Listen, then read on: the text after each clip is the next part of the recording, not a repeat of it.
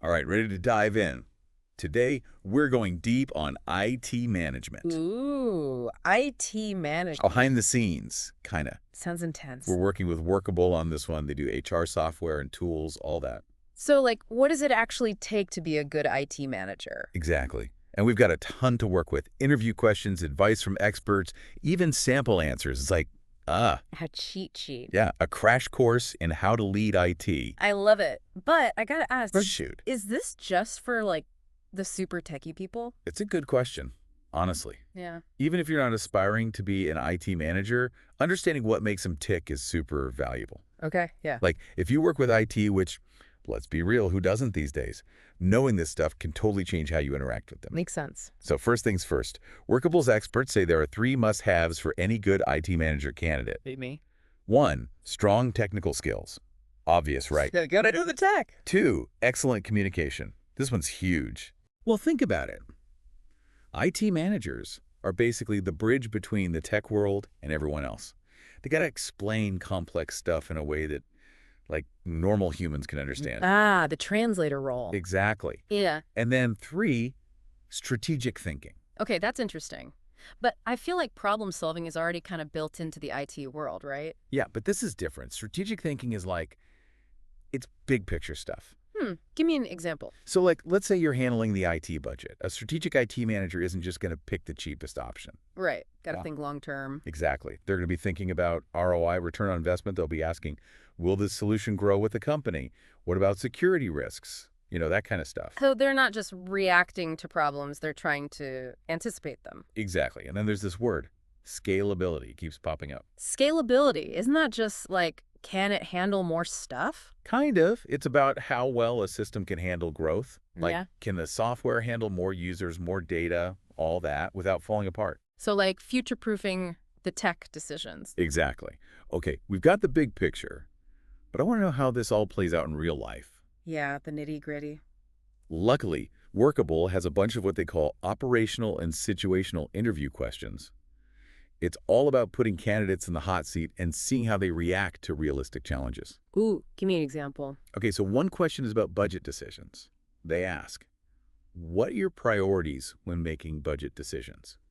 What do you think most people would say? Probably something about finding the cheapest option. Maybe. But remember, we're talking about strategic IT managers here, someone who's thinking long-term. Right, so the ideal answer would be more nuanced. Way more. A good candidate would talk about things like ROI Return on investment, yeah. and long-term benefits, like, will this save us money down the road? Does it improve security? It shows they're thinking ahead, not just putting out fires. Makes sense. So it's not just about being cheap, it's about being smart with the money. Exactly. There's another question that digs into this. How do you negotiate for new hardware or software? It's not just about wanting the shiny new toy, right? No way, you gotta back it up. Exactly. A good IT manager would use data, case studies, projections, whatever it takes to build a solid argument. So, like, showing the value of the new stuff, how it helps the company's goals. Yes. Make it a no-brainer for the higher-ups. Okay.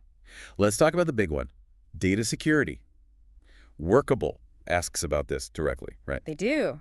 How do you ensure confidential data is stored in a secure place? I mean, data breaches are everywhere these days. It's scary stuff. What's the answer? Like, how do you actually do that? The ideal answer would definitely involve encryption. So, like, scrambling the data so no one can read it without the key. Exactly. And also regular security audits. You got to be proactive, find the weak spots before someone else does. It's a huge responsibility, right? Right. Protecting the company's data. Totally. And this is just scratching the surface of what IT managers deal with. Okay, so we've got the core qualities, strategic thinking, real-world scenarios. But there's another piece here, right? Oh. The people. It's not just about tech. It's about managing a team. Ah, the human element. Right. An IT manager isn't just some lone wolf in a server room. They're leading a team, navigating all that interpersonal stuff. And I'm guessing Workable has some questions about that too. You bet they do. Let's dive into that in part 2. So we've talked tech skills, strategic thinking, real-world scenarios. Right. But an IT department, it's not just algorithms. Right. It's people. Humans, Right. always the wild card. And Workable, they Yeah. know that Oh, yeah. there are questions, they get into the people side of IT management. Like what? Give me the juicy stuff. Right, this one stuck out to me. Have you faced conflicts between your team members? What did you do? Classic. Happens everywhere. Right. But it's not about the specific conflict, it's how you deal with it. Exactly. What'd they do about it? Did they ignore it? Shut it down? Or did they actually, try to resolve it? Yeah. Facilitate a resolution. Make a space for everyone to talk it out. That's good leadership right there. Understanding how teams work, how people work. It's not just saying stop arguing. Nope. It's getting to the root of the problem. Helping people move forward. And sometimes that means tough conversations. Mediation? Yeah. Teaching people how to handle conflict themselves? I've been on teams where they just sweep conflict under the rug. They're the worst. It always comes back to bite you. Always. Morale tanks. Productivity plummets. A good IT manager, they know that. Addressing conflict, it's key. Head on, but in a healthy way. Yeah. Okay, conflict's one thing. What about when someone's just not performing? Workable ask about that too. Oh, yeah, that's a good one. Describe a time when a member of your team was underperforming. How did you motivate them? Tricky, right. Very. You got to be supportive, but not let things slide. Is this where empathy comes in? Big time.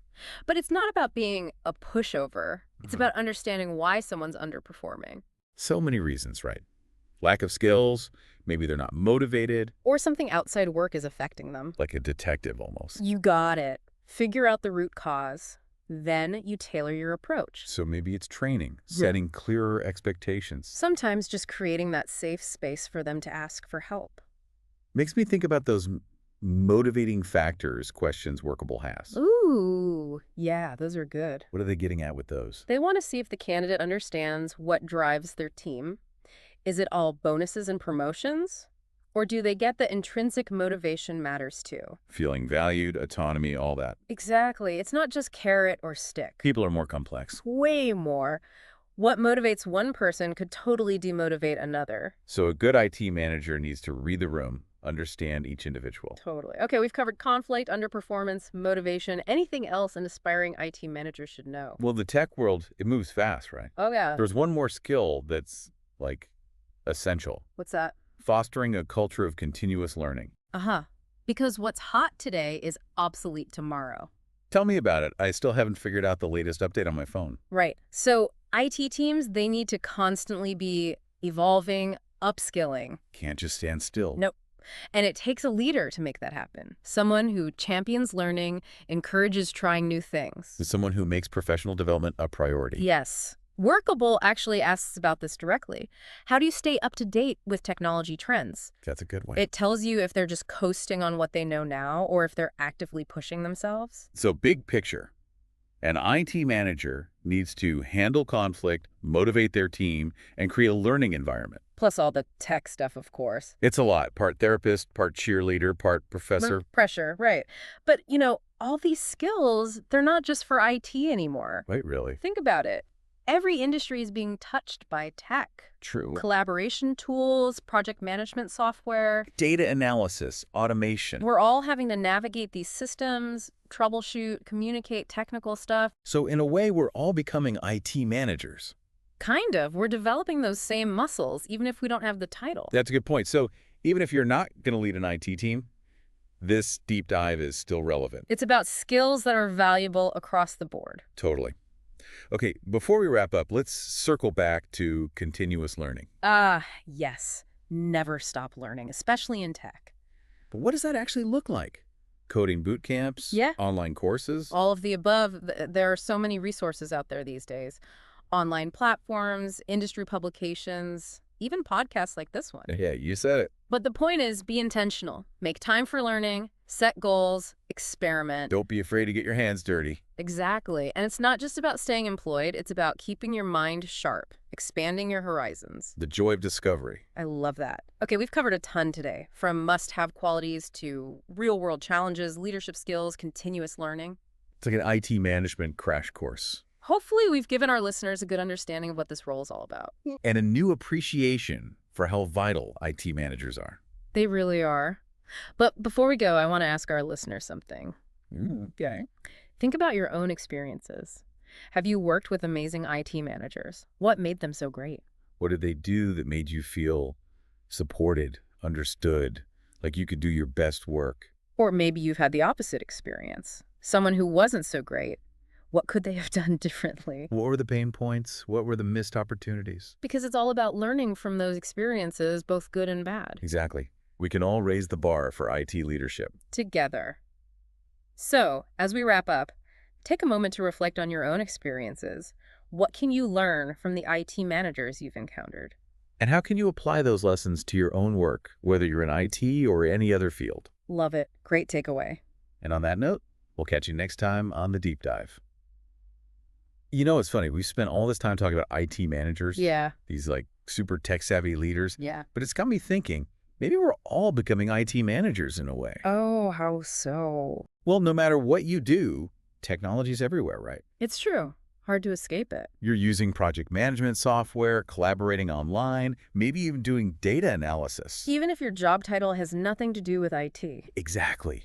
We're all interacting with these systems all the time. Right. So we're all having to navigate those complex systems, troubleshoot problems, explain technical stuff to our colleagues. It's like those IT manager skills. They're becoming essential for everyone. Not just the folks with IT in their job title, So yeah, we're kind of all developing those IT manager muscles. whether we realize it or not. And that's what's so cool about this deep dive, right? I think so.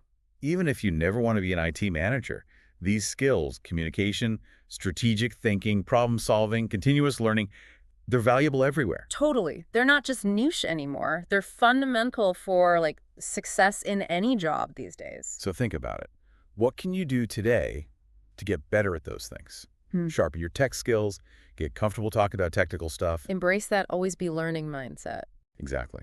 But you know what I'm really curious about? What's that? Our listeners' experiences. Have you worked with an amazing IT manager? What made them stand out? What did they do that was so great? Or, flip side, maybe you had the opposite, a not-so-great IT manager. What could they have done better? Thinking back on it now, after this whole deep dive, what were the red flags, the missed opportunities? Because really, it's all about learning from those experiences, the good and the bad. And hopefully, raising the bar for IT leadership. Totally. We can all contribute to that. So as we wrap up this deep dive, take a minute. Think about those IT managers you've worked with. What did you learn from them? And how can you apply those lessons to your work, no matter what field you're in? That's a great takeaway. And hey, who knows, maybe someday you'll be leading an IT team. It could happen. If so, remember what we've talked about. It's not just about the tech, it's about the people, the strategy, and always pushing yourself to learn and grow. Couldn't have said it better myself. All right, folks, that's it for this deep dive into the world of IT management. Thanks for joining us. We'll catch you next time on The Deep Dive.